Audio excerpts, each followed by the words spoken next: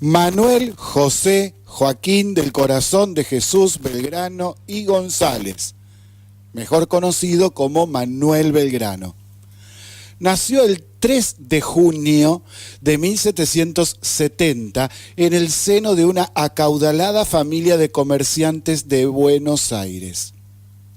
Fue un intelectual, economista, abogado, periodista, político, diplomático y militar de las Provincias Unidas del Río de la Plata, lo que luego será la República Argentina. Sus acciones más conocidas fueron defender Buenos Aires ante las dos invasiones inglesas, uno de los principales promotores de la Revolución de Mayo, militar de los ejércitos de la emancipación y con derrotas y también grandes victorias como las de Tucumán y Salta. En 1812 creó la bandera nacional en Rosario, en las barrancas del río Paraná. Influyó fuertemente para que el Congreso de Tucumán declarara la independencia el 9 de julio de 1816. Había estudiado, primeramente, en Buenos Aires, en el Real Colegio de San Carlos, y luego embarcó hacia España, donde estudió leyes y economía en las universidades de Salamanca y Valladolid. Allí, obteniendo permiso del Papa Pío VI, pudo leer a Montesquieu, Rousseau, Quesnay, Jovellanos y tantos otros. Estando en España, se produjo la Revolución Francesa de 1789, que lo marcó para el resto de sus días.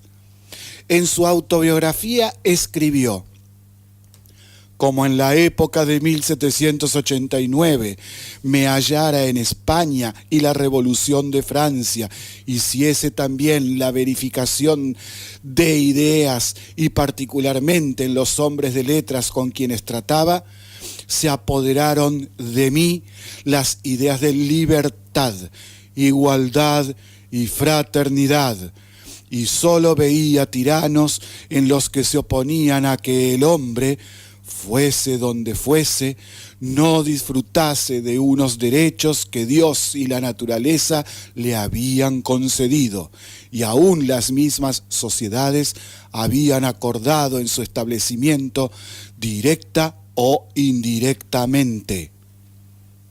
En 1794 regresa a Buenos Aires y fue el secretario del Consulado de Comercio. En las diversas funciones en que se desempeñó, se encargó de fomentar la agricultura, industria y comercio.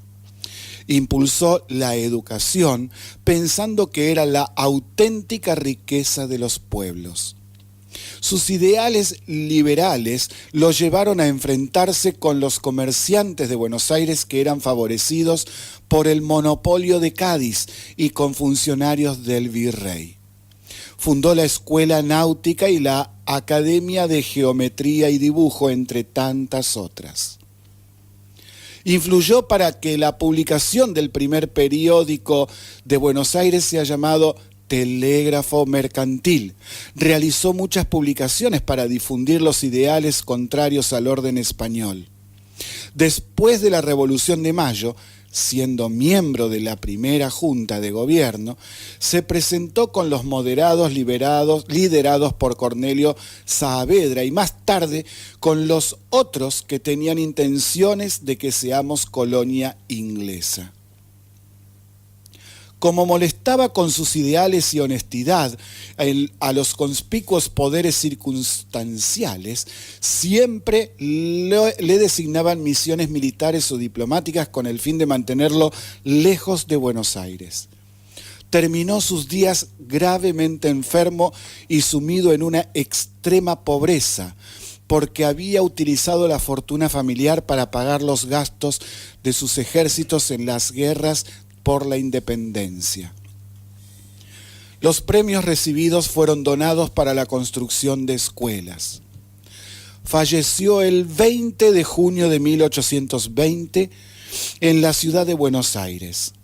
El mármol de su lápida se extrajo de una cómoda que había pertenecido a su familia. Dos de sus ideas, escribió lo siguiente: sin que se ilustren los habitantes de un país, o lo que es lo mismo, sin enseñanza, nada podríamos adelantar. Y la patria necesita de ciudadanos instruidos.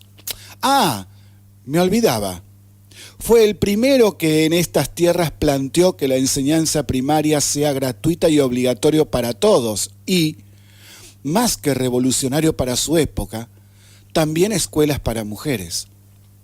Cerramos esta nota con uno de los premonitorios escritos. Sí, lo escribió. Me hierve la sangre al observar tanto obstáculo, tantas dificultades que se vencerían rápidamente si hubiera un poco de interés por la patria. ¡Ay, patria mía!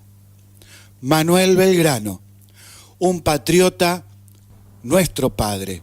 Ciudadanos, les informamos que desde ahora se pudrió todo. Buenas tardes a todos, ¿qué tal? ¿Cómo les va? Acá estamos en Se Pudrió Todo, transmitiendo desde Radio City en su frecuencia de 88.7 MHz desde la ciudad de San Nicolás, provincia de Buenos Aires, República Argentina. Se Pudrió Todo tiene sitio web o bitácora o blog, como guste decirle, donde tenemos los audios de los programas anteriores. Además están los documentos e informes de los temas tratados en este programa, así como también direcciones web para conseguir información de primer nivel. Su dirección es sepudriotodo887.blogspot.com.ar. Además nos pueden encontrar en Twitter, Facebook, Google+, YouTube, y si nos quieren enviar mensajes por correo electrónico, su dirección es sepudriotodo88.7@gmail.com. Y hay algunas cuestiones respecto a lo local, lo nacional, también hay algo en lo internacional que son muy importantes de remarcar. Para ello vamos a comenzar rápidamente con lo local, diciendo por ejemplo que, bueno, mañana es feriado y el 20 de junio se conmemora el Día del Paso a la Inmortalidad del general Manuel Belgrano. Va a haber varios actos y también actividades culturales. Los dos actos son a las 9:45, que es el acto oficial, el izamiento de la bandera nacional en la Plaza 2 de Abril. Y a las 10 hay un acto central, que es la promesa de lealtad a la bandera e inauguración de la delegación municipal de General Rojo. También a las 18 vamos a tener el grupo en escena junto al taller municipal del teatro. Y a las 20:30 en el foyer del Teatro Municipal actuará el coro estable de San Nicolás. También un cuidado que hay que tener con el tema de los residuos al sacarlos, porque esta noche y mañana no habrá recolección de residuos. También hay que anunciar y tener muy en cuenta que comienza el 10º Festival Ternium de Cine Latinoamericano. Y este año se viene con todo, excelente. Será desde el jueves 21 hasta el domingo 24 de junio, todos los días a partir de las 20 en el Teatro Municipal. El jueves van a proyectar La Reina del Miedo, una película dirigida por Valeria Bertolucci, muy querida acá en San Nicolás, y Fabiana Tiscornia. El viernes agárrense, no hay que faltar.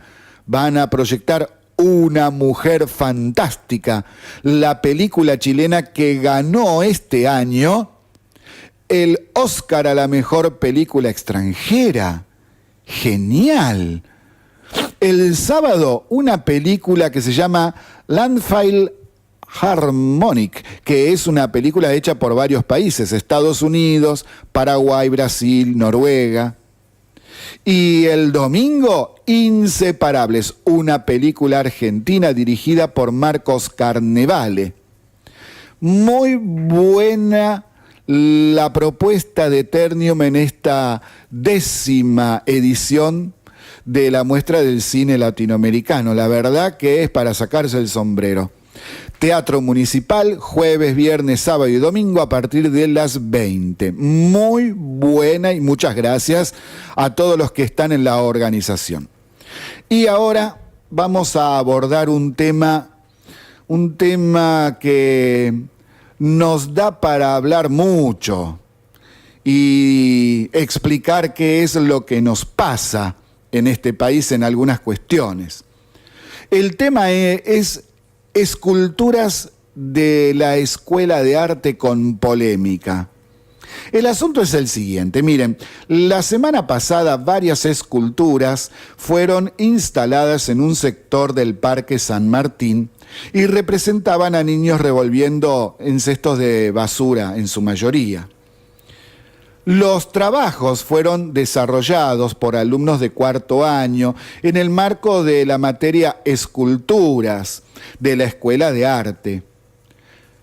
La policía, por indicación del municipio, retiró las esculturas que allí se pusieron, lo que provocó la reacción de los alumnos, de SUTEBA y su repudio, y también de algunos medios locales que no ahorraron adjetivos calificativos en contra de las autoridades del municipio y hacia la policía.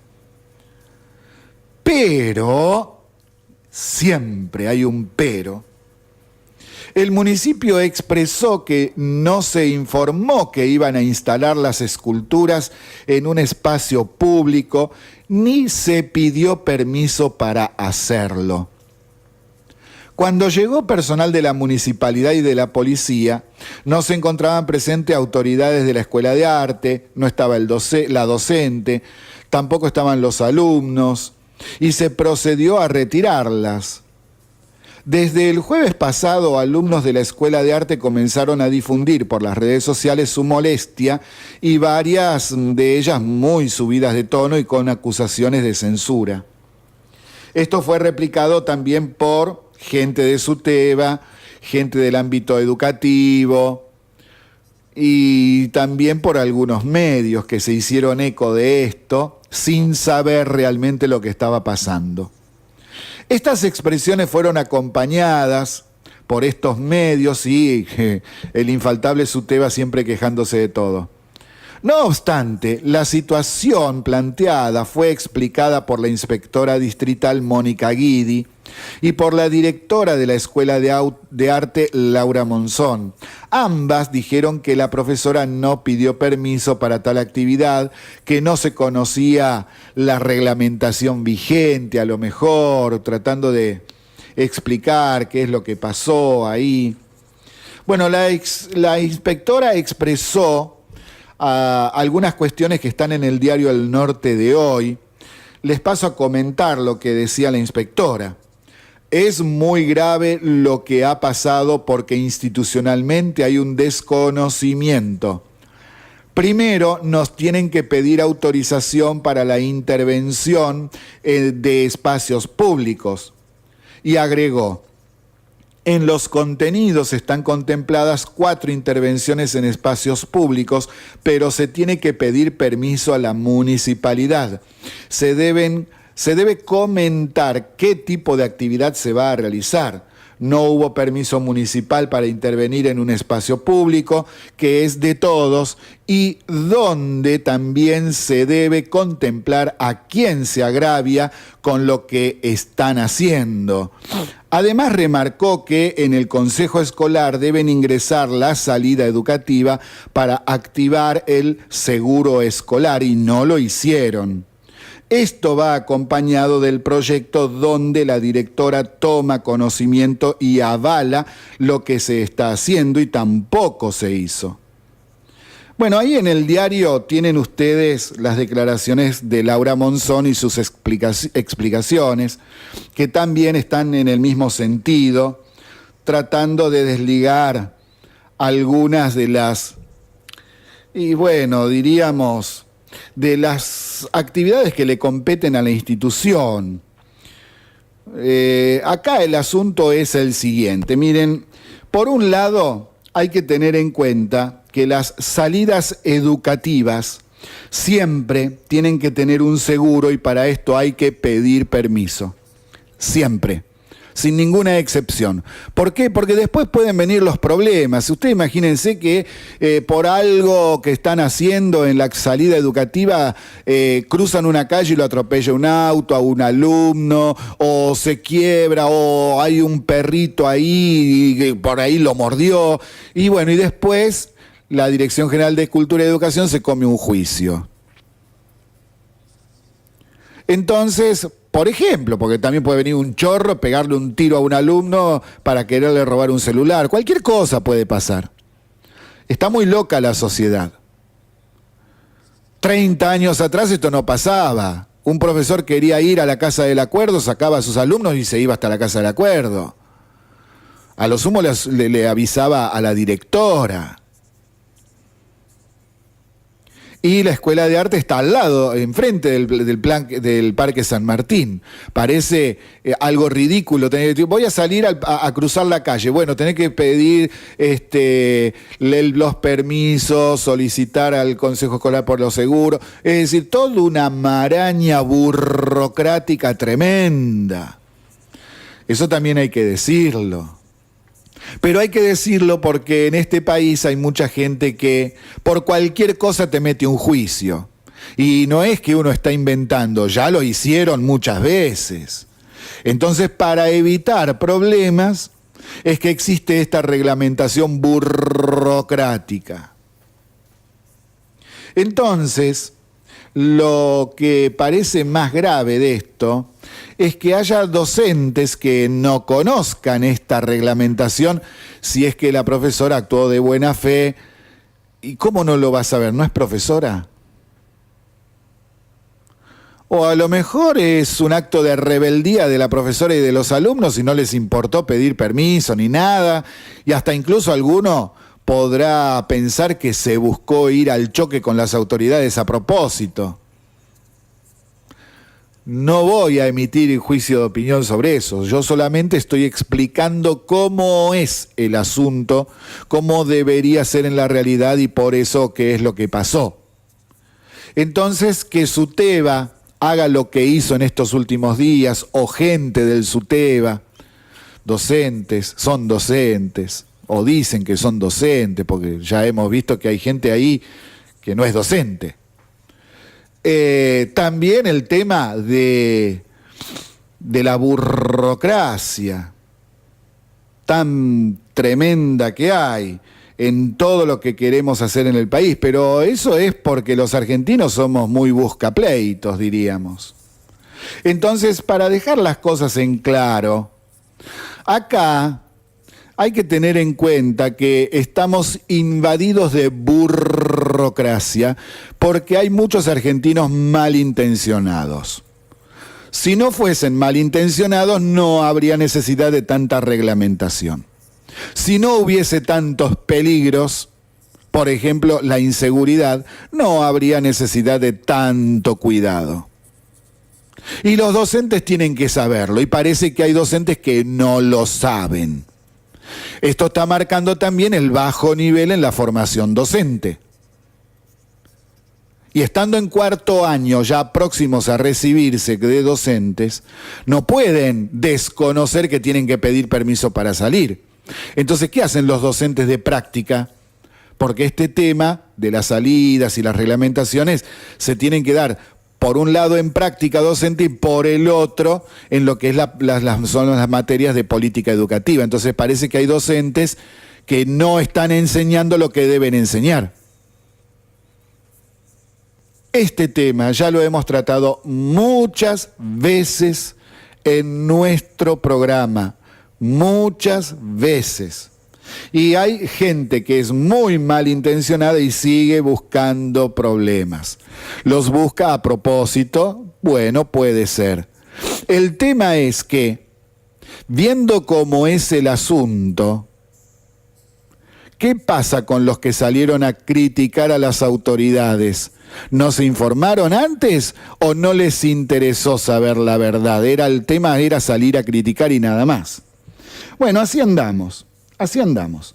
Te pueden gustar o no las autoridades a nivel municipal, provincial, nacional, del poder ejecutivo, del poder judicial, del poder legislativo. Podés hacer todas las críticas que quieras, pero las críticas hay que hacerlas como corresponde y fundadas en hechos, en verdades. Si vamos a empezar a operar y a dar discursos de barricada y consignas sin ningún tipo de sentido más allá que el de generar violencia, entonces seguimos siendo Argensauria. Estamos en Se Pudrió Todo, transmitiendo desde la 88.7 de la ciudad de San Nicolás, provincia de Buenos Aires, República Argentina. Y ahora pasamos al plano provincial, siguiendo con un tema docente, que realmente hay que explicar todo, hay que explicar todo hay que explicar, es increíble. Y esto lo venimos explicando muchos docentes desde hace tanto tiempo. Mire, fíjense lo que pasa. Por el tema de las continuas huelgas realizadas por los sindicatos, por el tema de la paritaria, la Dirección General de Cultura y Educación convocó a los docentes para los días 16 y 17 de julio, que son los 2 días que, bueno, justamente se inician en esos días el receso de invierno, mal llamado vacaciones de invierno, y acá es lo que hay que explicar. Bueno, la situación es esta: la provincia llama a los docentes a los días 16 y 17 para realizar las actividades de capacitación en servicio. ¿Vio cuando dice mañana hay capacitación, papi, no hay clase? Bueno, entonces en vez de hacerla en días de clase, hay 2 días de capacitación que los pasaron para el inicio del receso. Entonces, hay personas malintencionadas dentro de la prensa y también dentro del ámbito docente que salieron a decir que obligan a los docentes a ir en época de vacaciones. No, a ver, vamos a aclarar. No hay vacaciones de invierno, no es verdad. Lo que hay es un receso de clases. Y el receso de clases tiene como objetivos, por un lado, ponerse al día con las lecturas y los trabajos prácticos. Por otro lado, prepararse para los exámenes que comienzan apenas se vuelve del receso a fin de julio. Y además, para los docentes es un parate para preparar las clases de la segunda parte del año. No es nada de vacaciones, no existen las vacaciones. Y los docentes pueden ser convocados para actividades de capacitación en cualquier momento y hasta incluso en todos los días que dura el receso de invierno. ¿Estamos en claro? Eso es lo que dice la ley y lo que remarca la reglamentación. Entonces no vengan con chicanas y con que Vidal es, qué sé yo, las barbaridades que me he encontrado hoy en distintos medios de La Plata, por ejemplo, y del interior inventando cualquier cosa. Bueno, basta de mentiras, basta de operar. Tienen que conocer la ley y la reglamentación como es. No existen vacaciones de invierno para docentes ni alumnos. ¿Está claro? Si hay algún alumno que cumplió con todas las actividades, se exime de todas las materias, tiene buenas notas, todo bien, descansará, pero no son vacaciones. Otro tema. Un aviso importante para los que viajen a la ciudad de Buenos Aires, o Capital Federal, o Ciudad Autónoma de Buenos Aires, como guste decirle. La tarjeta SUBE ya no podrá usarse en los peajes a partir del 1 de julio. La causa de esto es que se está reemplazando esta tarjeta por una tecnología más moderna que va a hacer que sea más rápido el paso por los peajes. Así que recuerden, la SUBE no se puede utilizar más a partir del 1 de julio. Y ahora volvemos a hacer Argensauria en la provincia de Buenos Aires. No, perdón, en la ciudad de Buenos Aires. Ya que estamos hablando de la Cava, seguimos ahí. ¿Qué pasó ahora? Bueno, resulta que hay un proyecto demencial que se presenta en la legislatura de la ciudad de Buenos Aires. ¿Y cuál es ese proyecto tan demencial? Bien, fíjense en esto.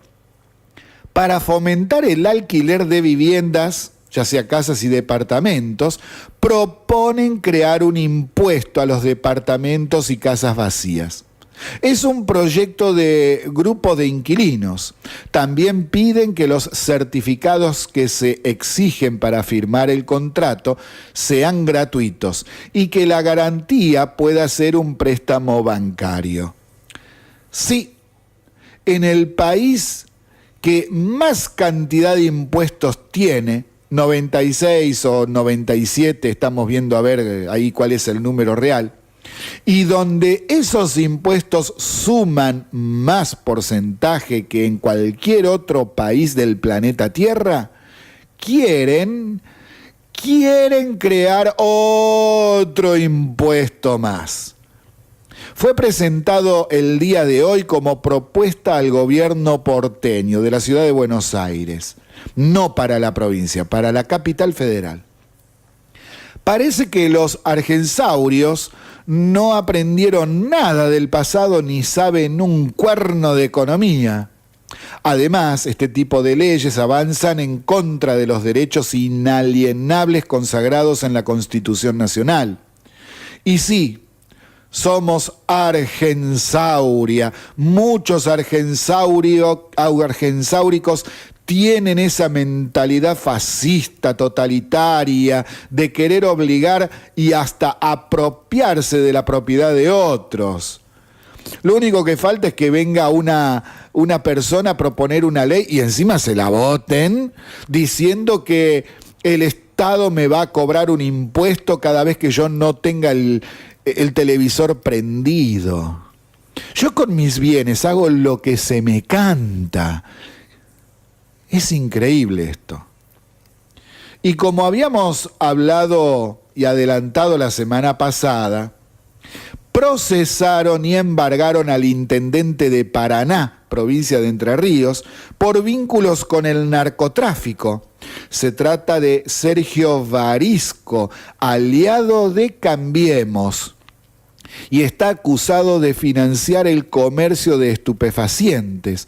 Deberá depositar 1 millón de pesos en concepto de caución real para mantener la excarcelación. Si está excarcelado o la posibilidad de que lo excarcelen por esta acusación, significa que todavía las pruebas en sí no están. Hay una sospecha que es muy grave, sobre todo siendo un intendente.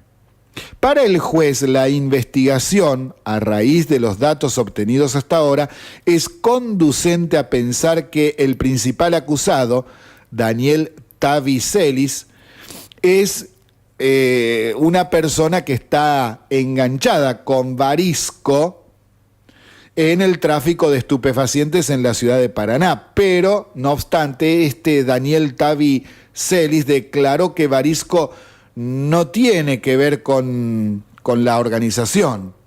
Esto puede ser verdad o lo puede estar encubriendo. Vamos a ver cómo avanza la justicia en este tema, porque es muy importante.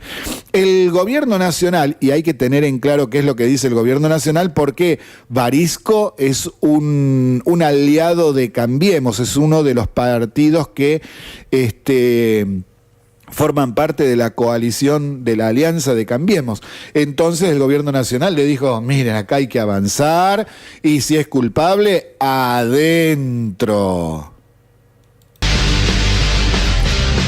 Seguimos en Se Pudrió Todo, transmitiendo desde la 88.7 de la ciudad de San Nicolás, provincia de Buenos Aires, República Argentina, para toda la zona de influencia. Pasamos al ámbito nacional a comentar algunas cuestiones. Acá hay un aviso de nuestro programa que es muy importante. Ayer el INDEC publicó un documento explicando qué es el índice de precios al consumidor y cómo se mide, es decir, el tema de la inflación.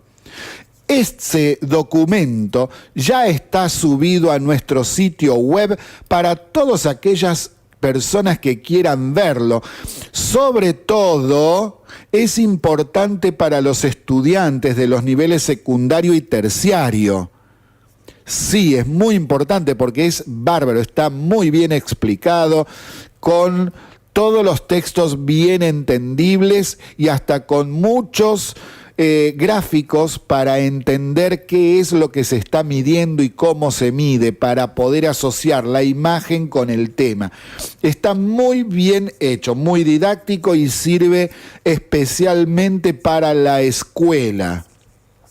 Así que docentes, alumnos, padres, fíjense en este documento que está subido a nuestro sitio web. Les paso ahora otra vez la dirección: sepudriotodo887.blogspot.com.ar, y ahí usted en la sección documentos pulsa en documentos y va a ver en la sección del INDEC que está ahí arriba de todo el documento para poder verlo. Lo puede bajar a su computadora y puede enterarse cómo es que se mide la inflación mes a mes. Excelente iniciativa, muy bien hecho además.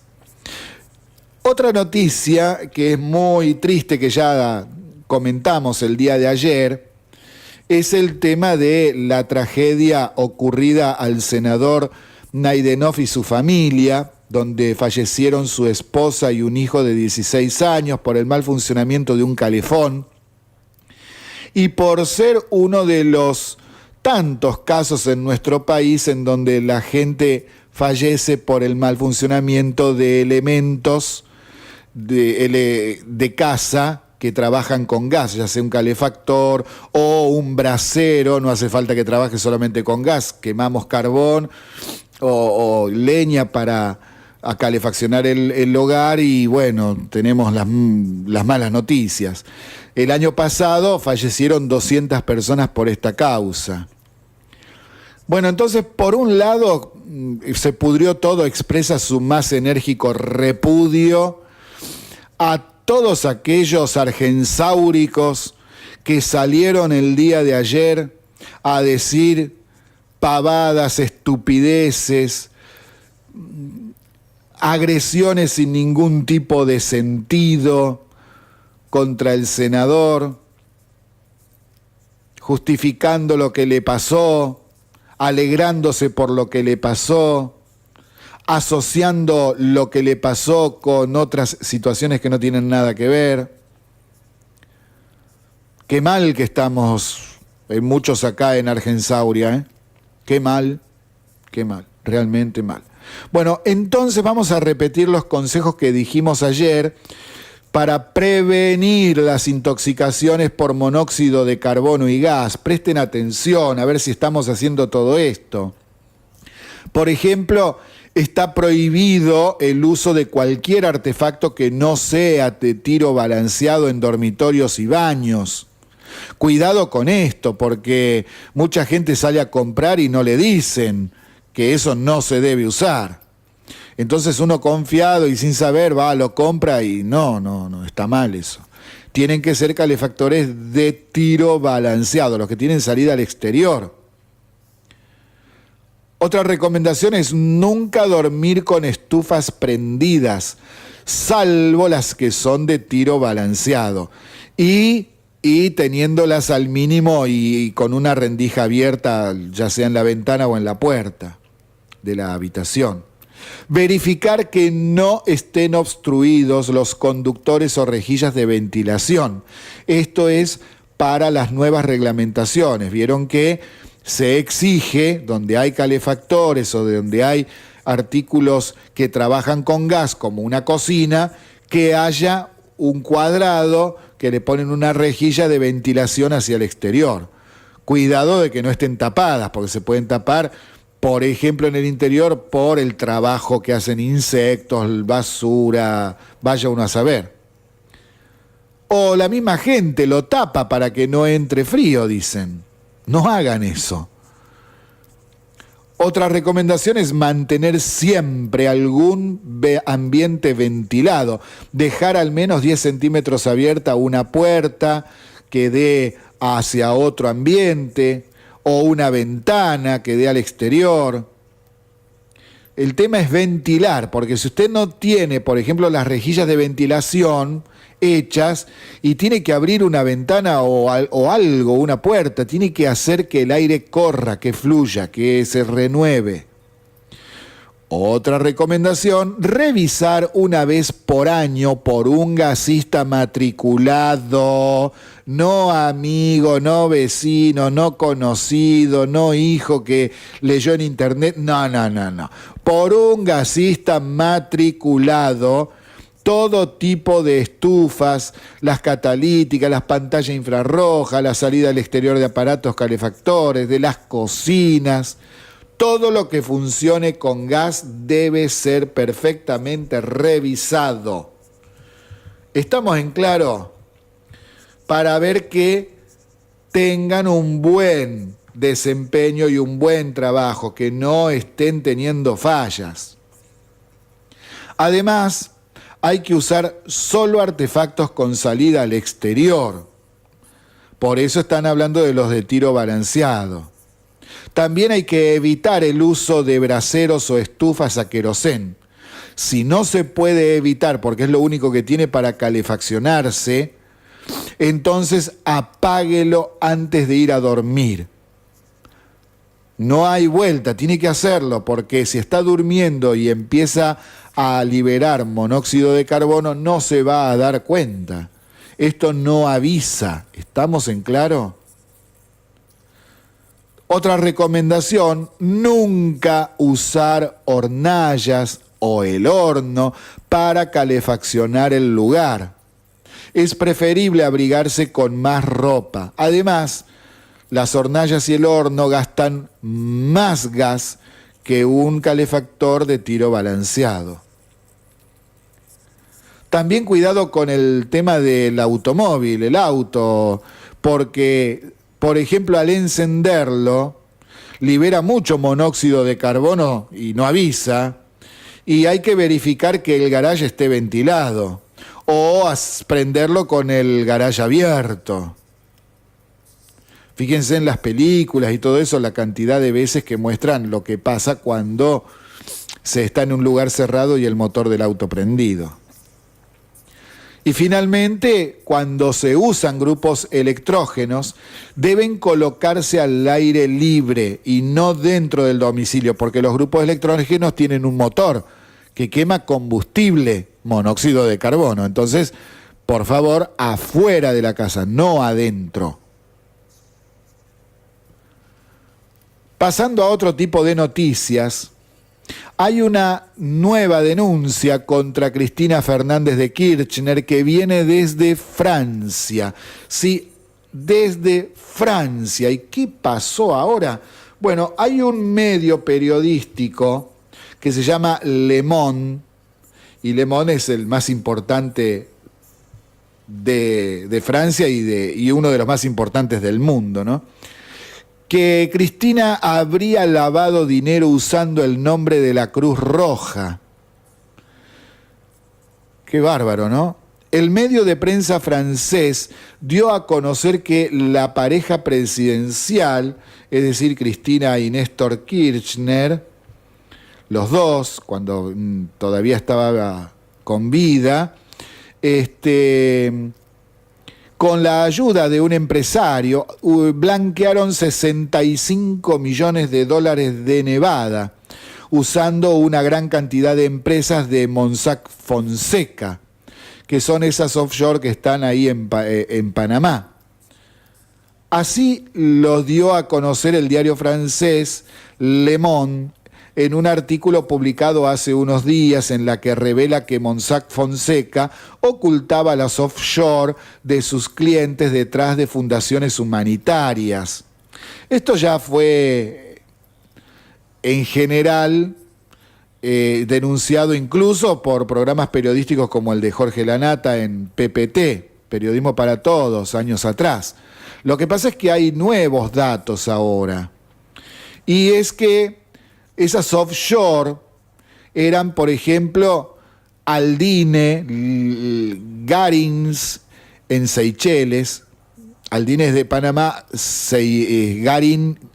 Garins es de Seychelles, esa isla en donde hubo una parada ahí que hasta el día de hoy no se ha informado cómo corresponde a qué paró ahí Cristina en uno de sus viajes para el exterior. El que sería, según el matutino francés, el destino del botín del clan Kirchner. La pareja presidencial habría, entre otros, desviado y sacado del país fondos con la ayuda de un empresario. Y bueno, Le Monde explica que la firma panameña Mossack Fonseca puso a disposición de sus clientes dos fundaciones, la Brotherhood Foundation y la Faith Foundation, o la Hermandad y Fe, que pudieron ser usadas para tener acciones de sus sociedades offshore, porque una fundación de este tipo, que no tiene accionistas, permite en particular enmascarar quién se esconde detrás de una cuenta bancaria.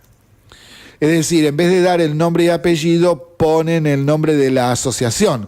Lo que pasa es que las offshore tienen obligación de tomar ese depósito con el nombre y apellido de la gente que conforma esa offshore.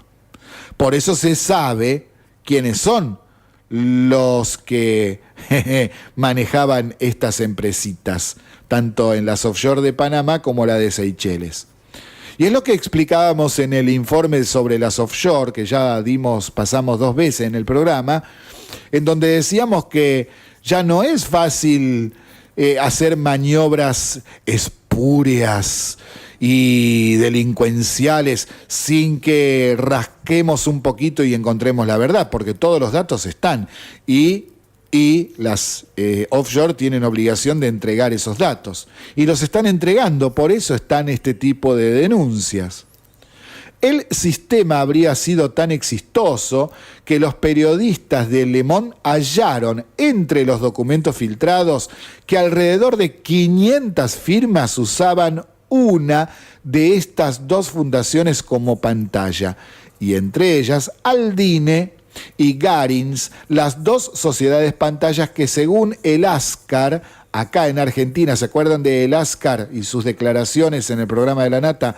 Habrían sido registradas por Mossack Fonseca en Seychelles, a beneficio de Lázaro Báez, el empresario ligado a los Kirchner y que sigue preso. Para no despertar sospechas, Mossack Fonseca inscribió simplemente a la Cruz Roja en ese rol, explica Le Monde. Gracias a ese montaje, los nombres de los propietarios quedan ocultos, porque la Cruz Roja no es una organización offshore, no es una empresa privada en sí, sino que es una ONG a nivel internacional que depende de la ONU. Es decir, mintieron descaradamente, como si usted o yo nos vamos a Mossack Fonseca y queremos limpiar $10 millones y decimos, bueno, póngalo a nombre de la Cruz Roja. Y la Cruz Roja ni se entera de que le están usando el nombre para limpiar la plata. ¡Qué bárbaro! ¡Qué bárbaro! Vamos a ver cómo sigue esto, porque es muy grave esta denuncia. Algunos vericuetos de la denuncia ya se habían hecho, ya se saben, pero tiraron más datos que completan el círculo. Y ya que hablamos de corruptos en el tema del puerto y los contenedores trucho y todo esto, el viernes llegó al país extraditado desde Estados Unidos Mariano Martínez Rojas y pidió entrar al programa de protección de testigos e imputados. ¿Qué pasa? ¿Martínez Rojas va a hablar? Qué bueno que sería esto. Es por la causa del uso de empresas fantasmas para sacar dólares del país. Volvió al país, a la Argentina, luego de que Estados Unidos aceptara la extradición que se pidió desde aquí. El empresario está acusado de los delitos de lavado de dinero, falsificación de documento público y asociación ilícita. En la causa se investiga a 56 empresas fantasmas que utilizaban las declaraciones juradas anticipadas de importación, es decir, inventaban empresas. Igual maniobra que hacían con las offshore los kirchneristas. Y que para hacerse de dólares durante la época del cepo cambiario y sacarlos del país. Martínez Rojas está acusado, junto con al menos otras 4 personas, algunas de ellas vinculadas a bancos, de sacar del país cerca de 200 millones de pesos a cuenta de extranjeros a través del uso de las declaraciones juradas anticipadas. Ahora, me parece que los medios están dando mal la información porque no son 200 millones de pesos. Yo estuve leyendo la causa y son 200 millones de dólares. Pero bueno, vamos a dejarlo ahí por ahora. En la causa dice otra cosa y yo le hago caso a la causa. El juez Meirovich pidió en agosto del año pasado la detención de Martínez Rojas tras la declaración de otro acusado, Hwang Sun-Koo, conocido como Mr. Corea. ¿Se acuerda que tanta repercusión tuvo en distintos canales de televisión esta noticia?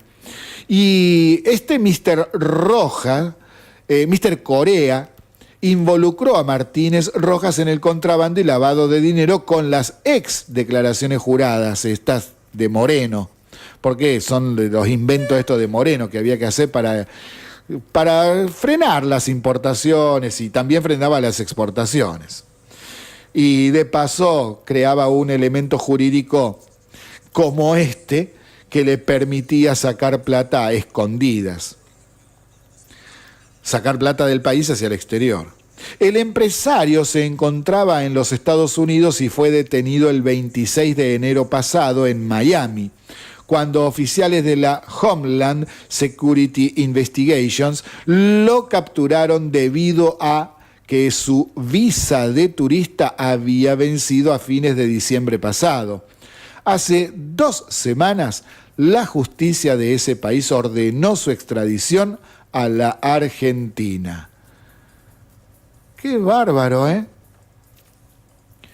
Bueno, avanzan poco las causas, avanzan lento, pero avanzan algunas causas. No sé hasta cuándo vamos a seguir con este paso de tortuga, pero son tantas las pruebas. Usted agarra cualquiera de estos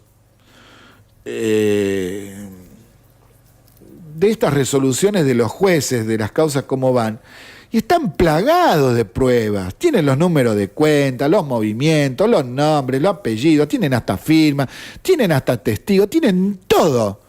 ¿Qué esperan para mandarlos a juicio y meterlos en cana con una hiper, super, mega condena? Y bueno, ahora vamos a otro ejemplo de que somos Argensauria.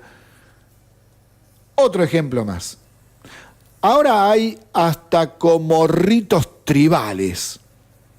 Las pro aborto hicieron ceremonias filmadas y que distribuyeron por las redes sociales haciendo como ritos de brujería. Y encima, contra Macri, ¿quién fue el que habilitó el debate? Pónganse de acuerdo, muchachas.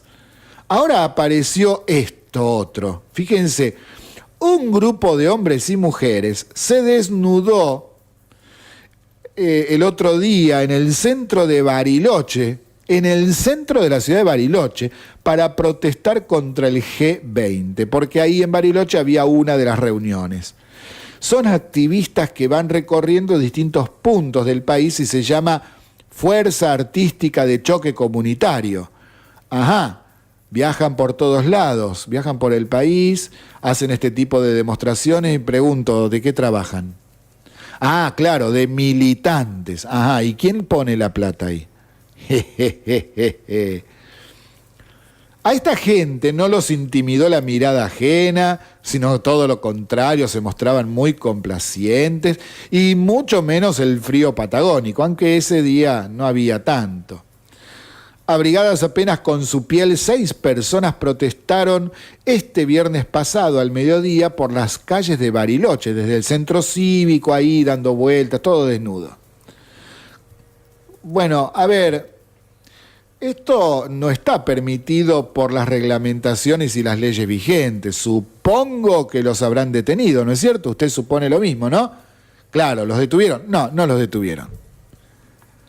No los detuvieron. Somos Argensauria. Seguimos en Se Pudrió Todo, transmitiendo desde la 88.7 de la ciudad de San Nicolás, provincia de Buenos Aires, República Argentina, para toda la zona de influencia. Y ya que estábamos con el tema de lo nacional, les voy a contar que tenemos mucha información todavía para el día de hoy que me parece que no vamos a poder terminar, porque acá tenemos novedades sobre el tema de Milagro Sala, varias novedades, bueno, vamos a ver si damos algunas. El tema del periodista Bonadeo agredido en el Mundial de Rusia. También tenemos las inversiones de los PPP en distintos corredores viales. También tenemos un llamado de atención del presidente de Francia a lo que significa la república y el respeto a las leyes y las instituciones.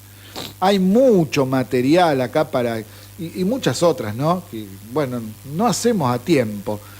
Y entonces, como estamos con el tema de las offshore, es pertinente tener en claro de qué estamos hablando cuando hablamos de offshore y por qué las offshore desde hace ya bastantes años no sirven más para lavar plata y por eso, por las leyes y las reglamentaciones vigentes hoy, no es posible seguir ocultando la información y por eso les decíamos antes del corte que se amplió mucho más lo que se sabía del movimiento de dinero por offshore de los Kirchner.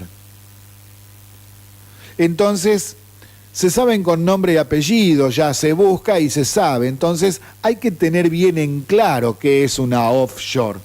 Por eso volvemos a pasar el informe explicando qué son las offshore. Aquí va. ¿Qué son las offshore? ¿Son legales o ilegales? ¿Qué quiere decir offshore? Y bueno, offshore es una palabra en inglés que en castellano significa costa afuera o fuera de la costa. Esa sería la traducción literal. Algunas personas repiten cosas que escuchan sin saber de verdad. Por ejemplo, que son cuevas o guaridas para que los delincuentes escondan dinero mal habido, ilegal, que es para evadir impuestos y cosas por el estilo.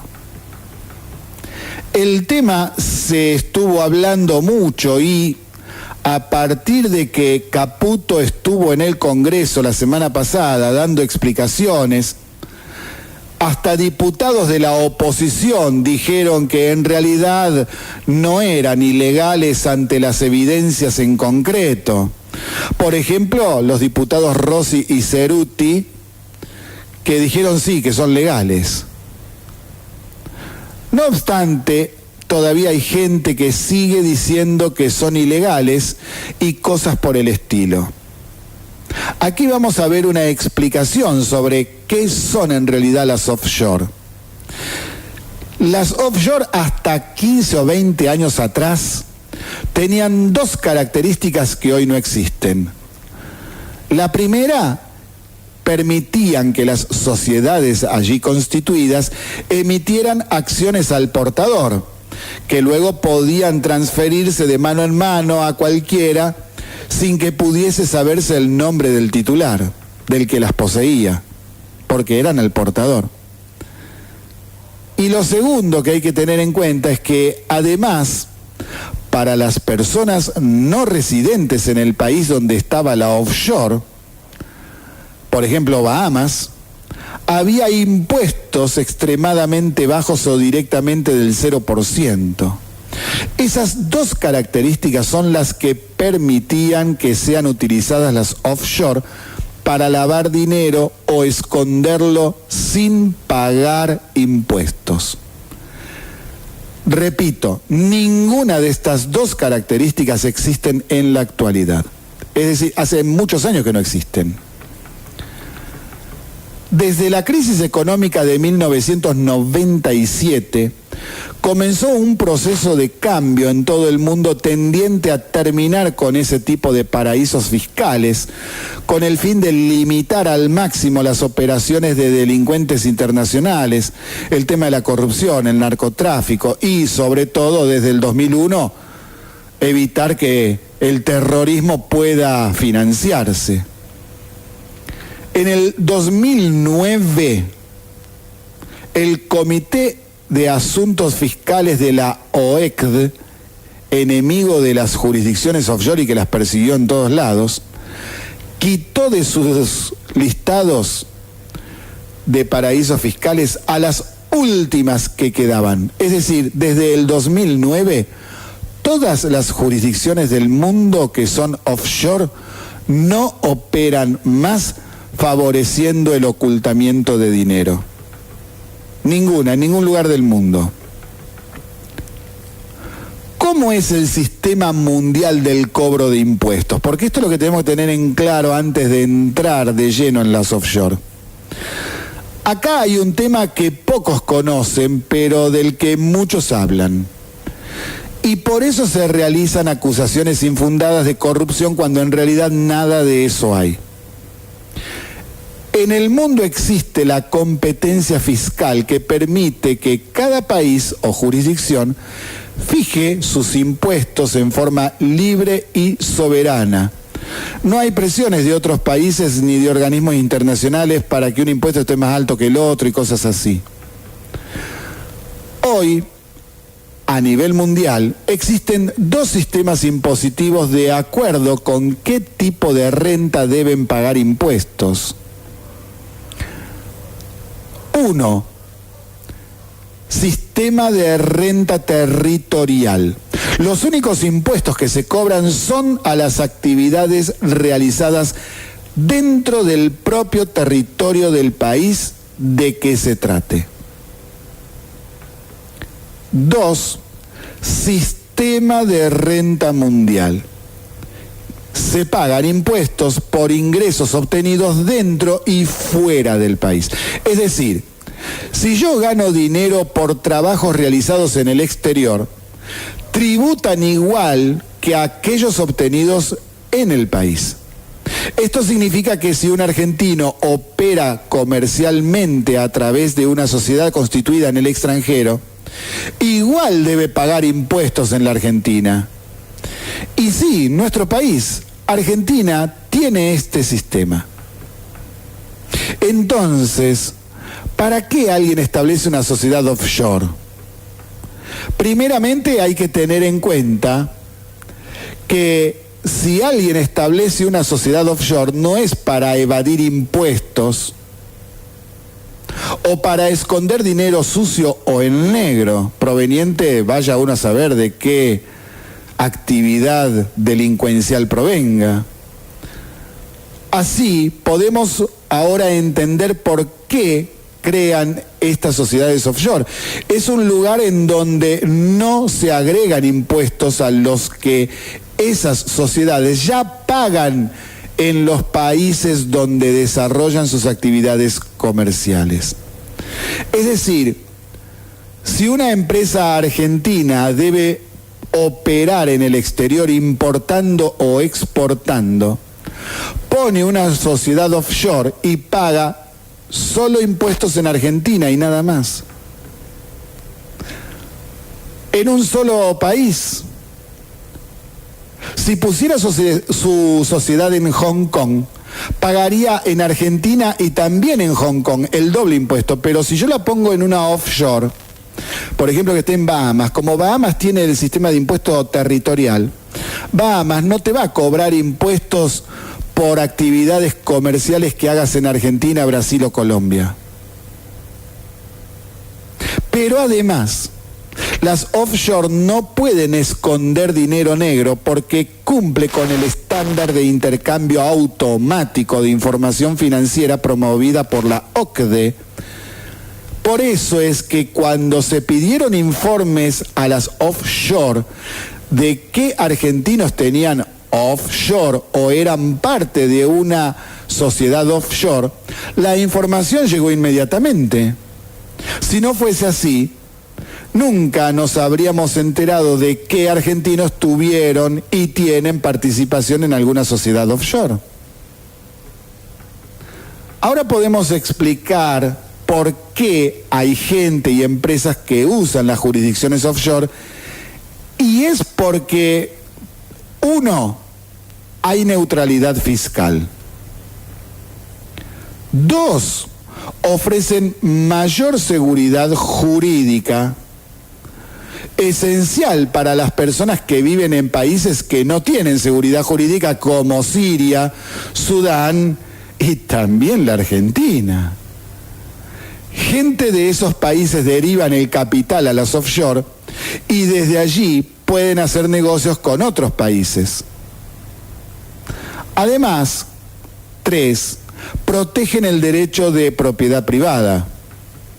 4, poseen leyes más severas que otros países en materia de blanquear a personas y procedencia de dinero, justamente por el combate al narcotráfico y al terrorismo. Por eso es que son más seguras.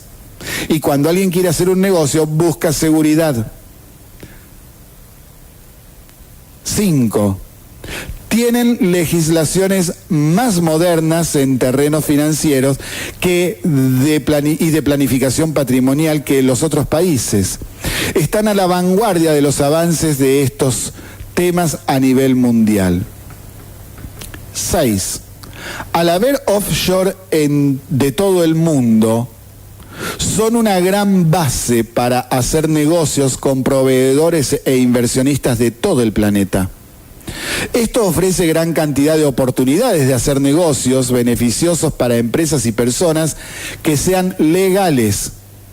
Es que si alguien quiere hacer un negocio, quiere hacerlo con alguien que sea honesto. Las offshore son como los jueces de mediación, son árbitros y por esto garantiza la prosecución exitosa de los negocios. Por todo esto es que se arman fondos de inversión en las offshore, porque los fondos de inversión necesitan capital aportado por alguien y nadie va a aportar su propio capital si no hay seguridad jurídica. También se busca a proveedores muy bien calificados que ofrezcan seguridad en el cumplimiento de los contratos y en los pagos a realizar. Además, allí, en las offshore, una empresa encuentra en un solo lugar proveedores y capitales de todo el mundo, es decir, rápido, sencillo y seguro. Teniendo como ejemplo a nuestro país, las personas y las empresas que buscan establecer una sociedad offshore quieren escapar de trabas ridículas como los cepos, controles de cambio, corralitos financieros, etc. Algo que es importante tener en cuenta: los mayores casos de financiación del narcoterrorismo se dieron en jurisdicciones onshore, es decir, dentro del país. Por ejemplo, la crisis hipotecaria del 2008 en Estados Unidos movía dinero dentro de las cuentas de bancos de Estados Unidos. Lo mismo con casos de corrupción como el FIFA-Gate, Odebrecht y todos los demás conocidos como en los últimos años. A pesar de todo esto, ¿hay algo que sí sea malo o ilegal en las sociedades offshore? No hay intrínsecamente nada malo en las sociedades offshore, ni nada que las haga ilegales o las transforme en vehículos diseñados para cometer delitos. Y ya para finalizar, ¿es ilegal que un funcionario del gobierno tenga dinero en una offshore? Lo importante es si ese dinero del funcionario fue ganado en forma lícita y está declarado. Si es así, no importa dónde esté invertido. Invertir dinero en el extranjero no implica evadir impuestos en Argentina. Sobre el dinero en el exterior también paga impuestos en Argentina porque tiene el sistema de renta global, por el cual un residente fiscal argentino paga por sus activos y ganancias independientemente de si las mismas están en Argentina o en el exterior. Una cuestión básica que parece que mucha gente no tiene en cuenta: es peor que un funcionario tenga dinero en la Argentina porque puede ocasionar conflictos de intereses al tomar decisiones y medidas que puedan afectar directamente lo que sucede en su propio dinero. A esto nadie lo dijo porque iba en contra de las críticas que se hacían. Es decir, a ver si nos ponemos de acuerdo, puras operetas. Y sí, puras operetas. Porque lo que hay que ver, como decíamos ahí al final del informe, es justamente eso. A ver, ese dinero que está en una offshore, ¿está justificado en la declaración jurada o no? Es así de simple. No lo pueden ocultar más como se hacía hace 20, 30 años atrás. No lo pueden ocultar. Por eso, tarde o temprano, la información siempre sale a la luz. Y están las pruebas, está todo. Entonces, ¿qué están esperando para meter en cana a la gente? Bueno, vamos a cambiar a algo de nuestra historia. Empezamos el programa con Manuel Belgrano. Mañana tenemos feriado justamente por él, para recordarlo, todo lo que hizo por nuestro país, para formar nuestro país.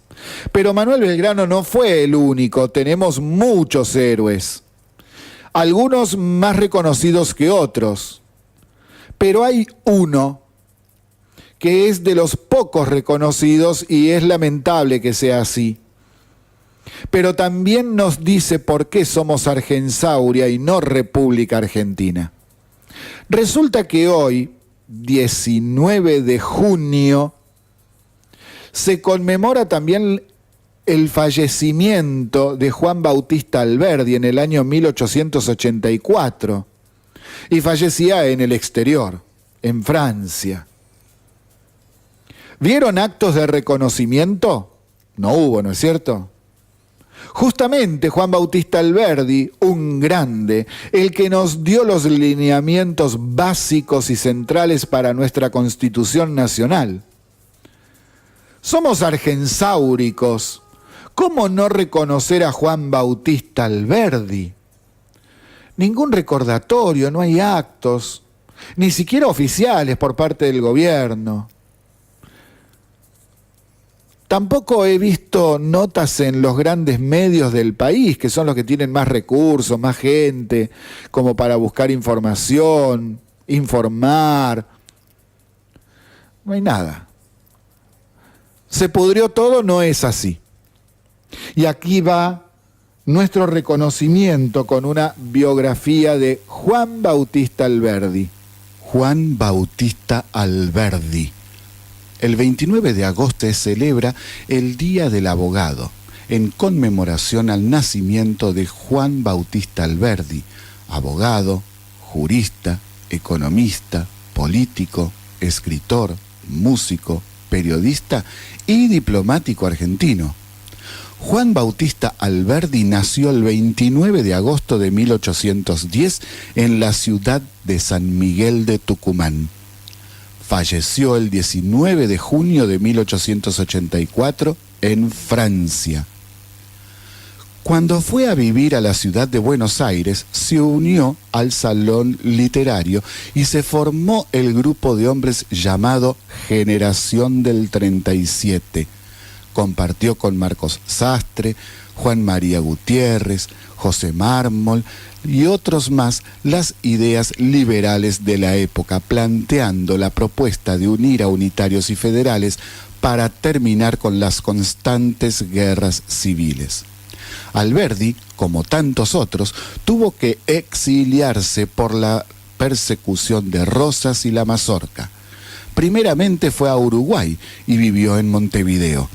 Ante el avance de Oribe, apoyado por Rosas, sitiando la ciudad, se exilió en Francia. Regresó a América años después, pero para residir en Chile, ciudad de Valparaíso. Allí escribió y publicó Bases y puntos de partida para la organización política de la República Argentina, cuando cayó Rosas en la batalla de Caseros.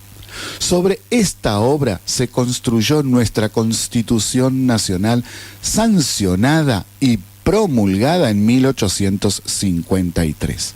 El eje de sus ideas fue dado por el liberalismo y la forma de gobierno republicana. Sus ideas han sido tratadas como polémicas. Hubo defensores y detractores, pero muchos de ellos fallaron en sus métodos de análisis al no tener en cuenta el contexto de su época. Algunas polémicas se desataron al estudiar sus ideas, como las relativas a la población de nuestro país. Buscaba favorecer la inmigración europea y por esto lo criticaron. Juan Bautista Alberdi escribió: aunque pasen 100 años, los rotos, los cholos o los gauchos no se convertirán en obreros ingleses. En vez de dejar esas tierras a los indios salvajes que hoy las poseen, ¿por qué no poblarlas de alemanes, ingleses y suizos? ¿Quién conoce caballero entre nosotros que haga alarde de ser indio neto?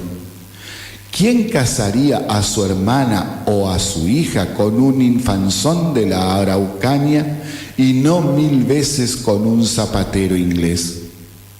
Tenemos suelo hace 3 siglos y solo tenemos patria desde 1810. La patria es la libertad, es el orden, la riqueza, la civilización organizados en el suelo nativo, bajo su enseñanza y en su nombre. Todos estos elementos nos han sido traídos de Europa, desde las ideas hasta la población europea.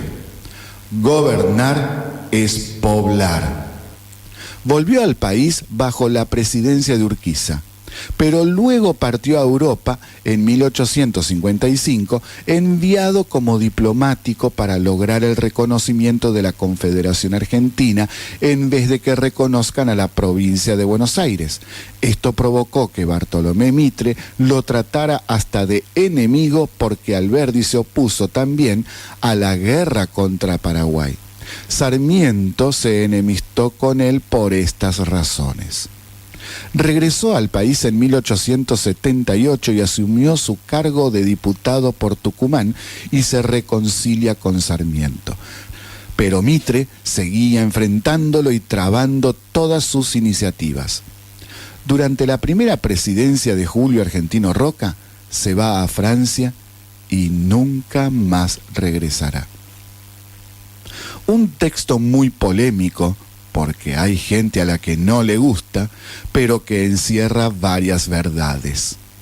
Juan Bautista Alberdi escribió lo siguiente: los medios de protección que la Constitución nos proporciona son la libertad y los privilegios y recompensas conciliables con la libertad. Los argentinos hemos sido ociosos por derecho y holgazanes legalmente. Se nos alentó a consumir sin producir.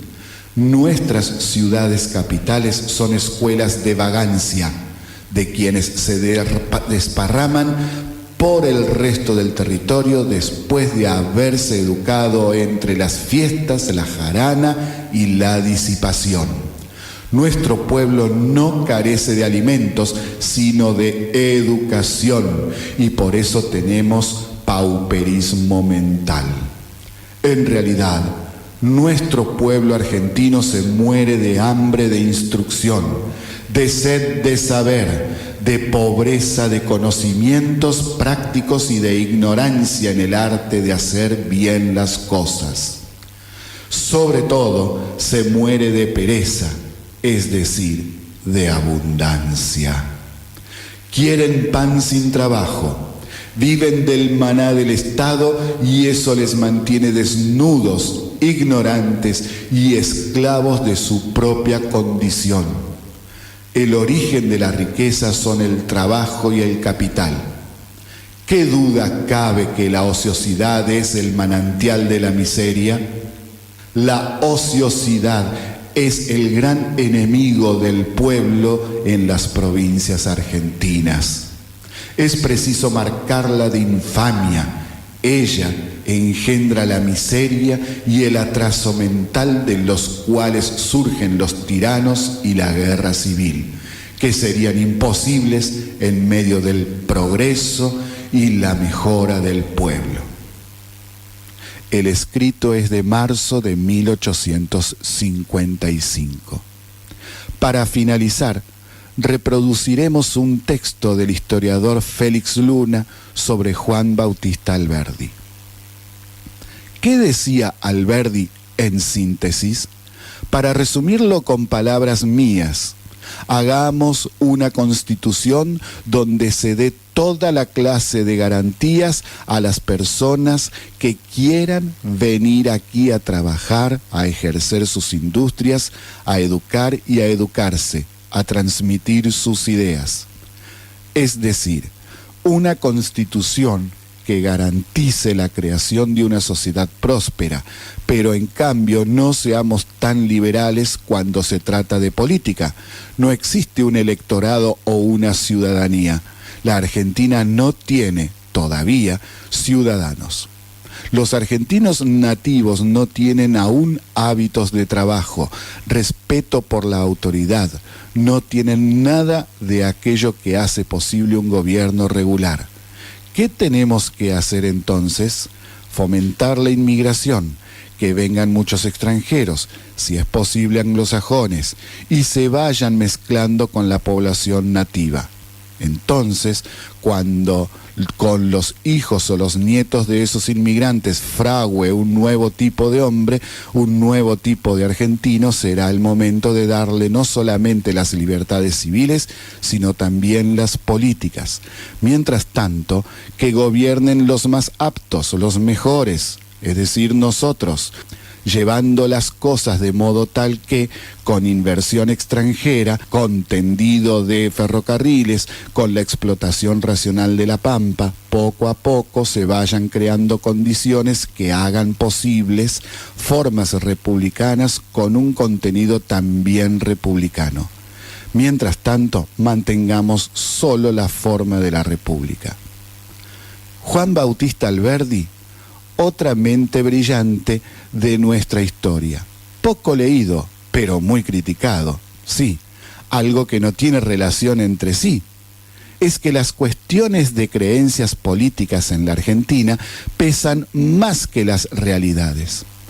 Juan Bautista Alberdi, otro de los fundadores de la República Argentina, otro que es negado por tanta gente y quizás sea eso una de las causas de por qué tenemos un bajo nivel de ciudadanía en los habitantes. Poco conocido sobre cuestiones esenciales para ser ciudadano como, por ejemplo, saber qué significa el concepto república. Entramos en los últimos minutos de Se Pudrió Todo, transmitiendo desde Radio City en su frecuencia de 88.7 MHz, desde la ciudad de San Nicolás, provincia de Buenos Aires, República Argentina. Y ahora otra imputación de la herencia recibida. Claro, porque después se quejan diciendo, pero siempre hablando de la herencia. Y bueno, pero donde rascas una piedra, salta corrupción, papito. ¿Qué quiere que le haga? Imputaron al ex titular de la UIF por encubrir a Milagro Sala. Fue sorteado el TOF número 4 de la capital federal. El ex titular de la UIF, que se llama José Alberto Svatella, está imputado por encubrir a Milagro Sala al no haber dado curso a reportes de operaciones sospechosas referidos a movimientos efectuados por la agrupación Tupac Amaru, entre otros hechos, y nos estamos refiriendo a movimientos de dinero. Por ejemplo, la UIF no actuó con el debido tratamiento y archivó una denuncia que data del 23 de junio del 2011, presentada en la dependencia a su cargo para que se investigue a la señora Sala y a dicha asociación, la Tupac Amaru, por presunto lavado de dinero y activos. Tampoco le dio curso a un reporte de operación sospechosa informado por la AFIP el día 30 de septiembre del 2004. Mire desde dónde viene el asunto. Y ahí se dio cuenta de que no había podido verificarse el destino de la suma de casi 8 millones de pesos. Estamos hablando del 2004, Y esos casi 8 millones de pesos los recibió la asociación en concepto de subsidios por parte del Ministerio de Trabajo. Y a esa plata la usaron, vaya a saber qué, porque los reportes de operación sospechosa lo tienen que dar la AFIP y la AFIP los mueve de acuerdo a los datos que recibe de los bancos. Tampoco le dio curso a otro ROS, a otro informe, respecto del registro de la propiedad automotor en virtud de la compra por parte de la señora Chorolque Sala de una camioneta Toyota Hilux el 19 de mayo de 2015 por un monto de casi 550.000 pesos. Estamos hablando de 3 años atrás. Imagínense lo que cuesta hoy una Toyota Hilux 0 kilómetros. Y no guarda relación esta compra con los ingresos declarados por la nombrada, que es de la familia de Milagro. Y tampoco dio cuenta de reportes sistemáticos mensuales que le fueran remitidos a la dependencia a su cargo, estamos hablando de Svatella, en la UIF, respecto de personas mencionadas por diversas entidades bancarias desde los años 2013 a 2015. No haberles dado tratamiento, ocultado la información, cajoneado todo. Y bueno, muchachos, es la herencia recibida y los papeles saltan, cantan, gritan. Y ahora pasamos a esto que les había prometido de comentar sobre que, miren, la locura no tiene límites. Resulta que en la Federación de Rusia, un hincha de Vélez que agredió a Bonadeo, lo agredió tirándole un botellazo por la espalda, diciendo que fue porque aumentó el dólar, como si el culpable fuese Bonadeo. No le quitó su fan, se le quitó en la Federación de Rusia en ese momento su llamado fan-id, o sea, la identificación de fanático, de fan, de seguidor de un equipo, que es el permiso que tienen las personas para entrar a los estadios. Entonces, se supone que no va a poder ingresar a ningún otro partido, ya sea de Argentina o de cualquier otro. En un principio se dijo que era una persona y luego se dio el nombre de otra. Se trata en realidad de Francisco Javier Pugliatti y se le conoce un WhatsApp en donde dice: le partí la cabeza al gordo gorila. Veremos ahora qué sucede porque, a ver, al parecer no podrá entrar más a ningún otro partido en el Mundial.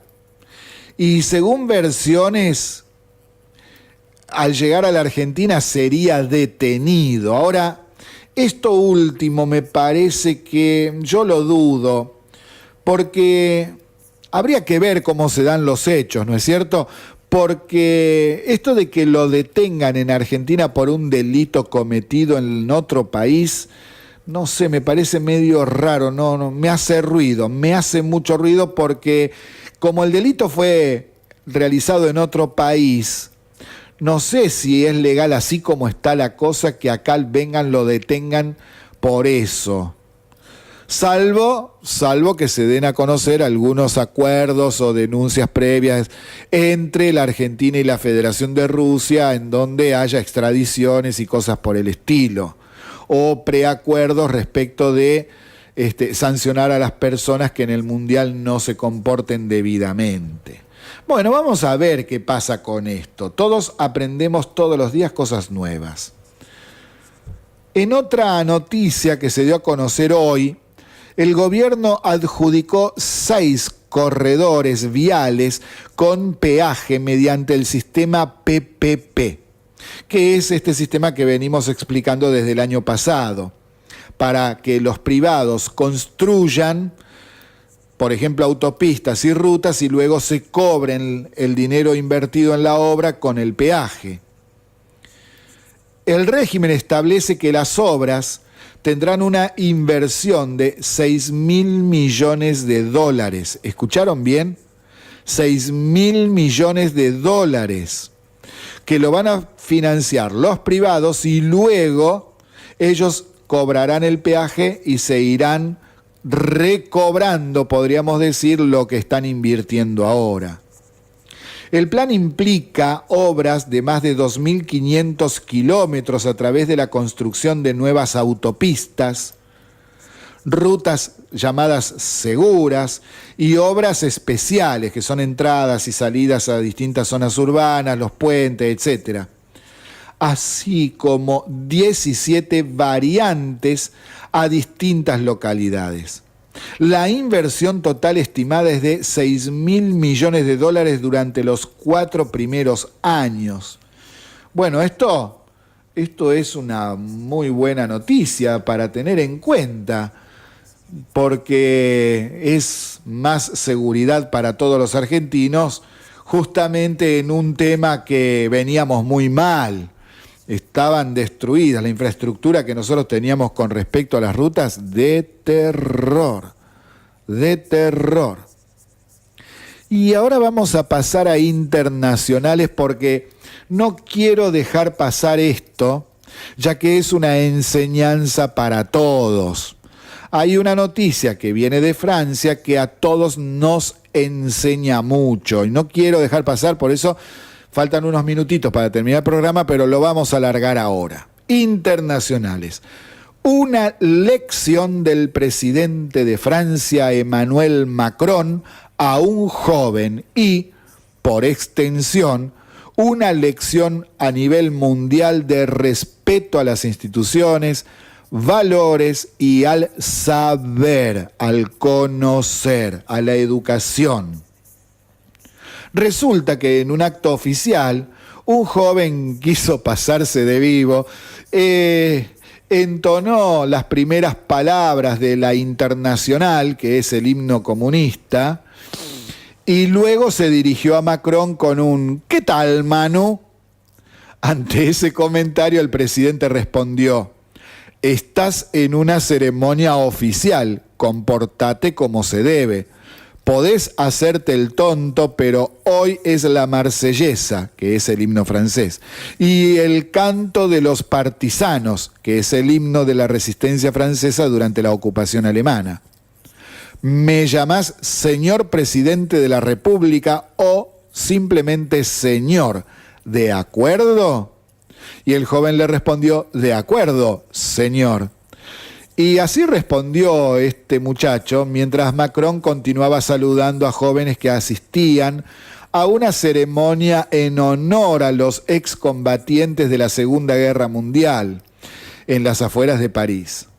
Macron volvió a dirigirse a él y antes de darle una pequeña palmada en el brazo, le dijo: bien, y hacé las cosas en orden. El día que quieras hacer la revolución, primero conseguí un diploma y aprendé a sustentarte por vos mismo. ¿De acuerdo? En ese momento irás a darle lecciones a los demás. Excelente, porque por más que a algunos no les guste, Macron tiene toda la razón. Hay que saber antes. No pasa el tema por hacerse el vivo, por pasar por encima de las instituciones. Y esto no es ser de derecha, ser autoritario. No. A ver si nos entendemos. Ya lo explicamos tantas veces en este programa. Bueno, vamos otra vez más. Cortito, pero bueno, hay que explicarlo una vez más.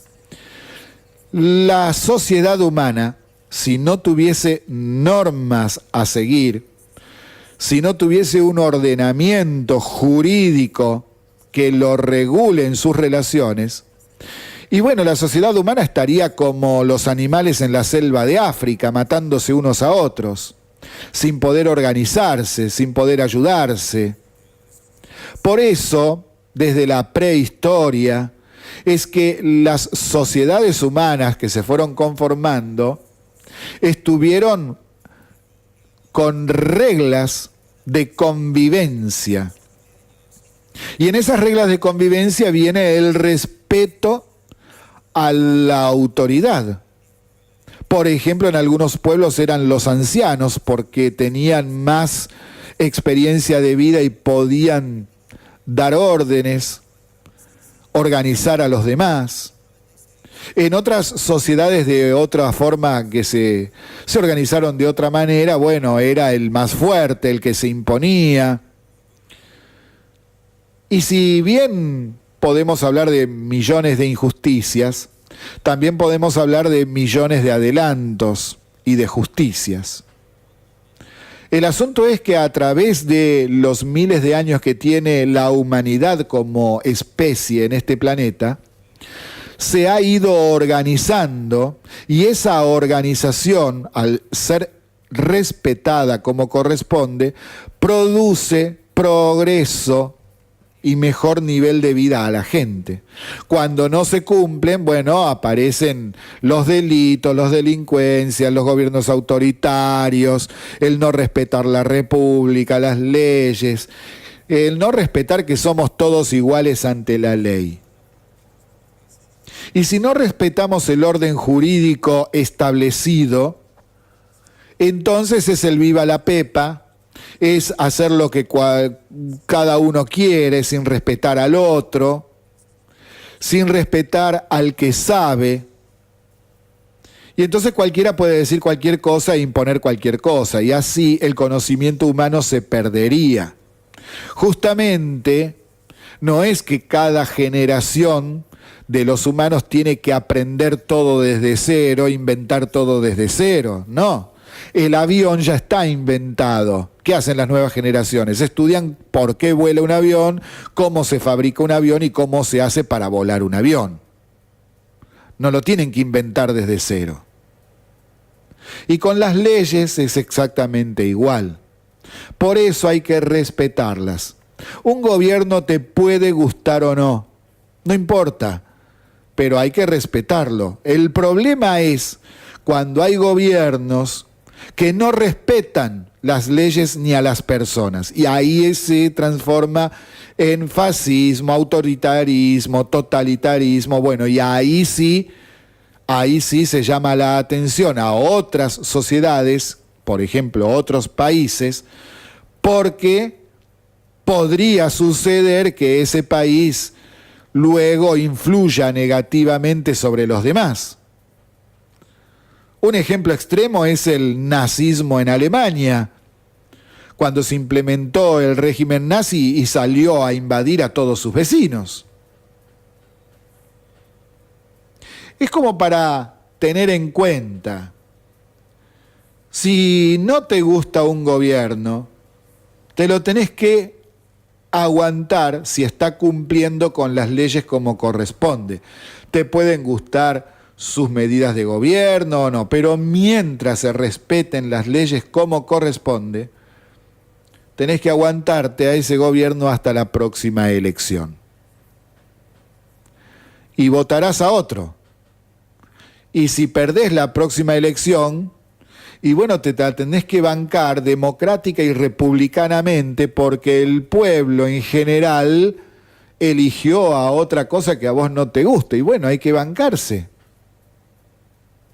Y esto se los dice alguien que nunca ganó una elección, nunca.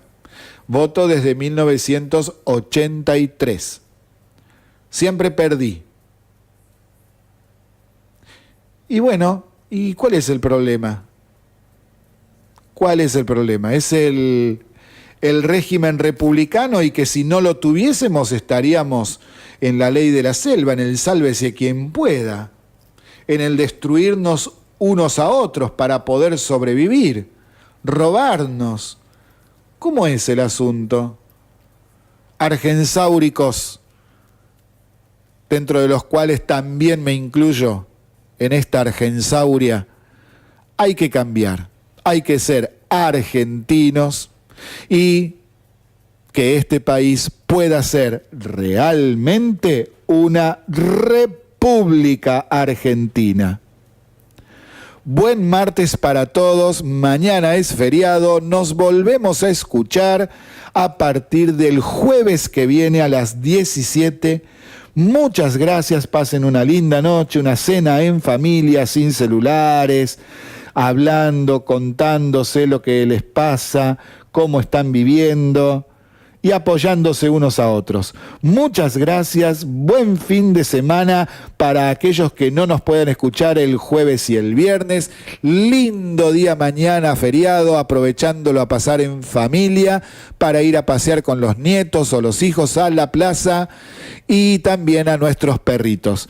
Muchísimas gracias por estar del otro lado y nos vemos el jueves. Adiós.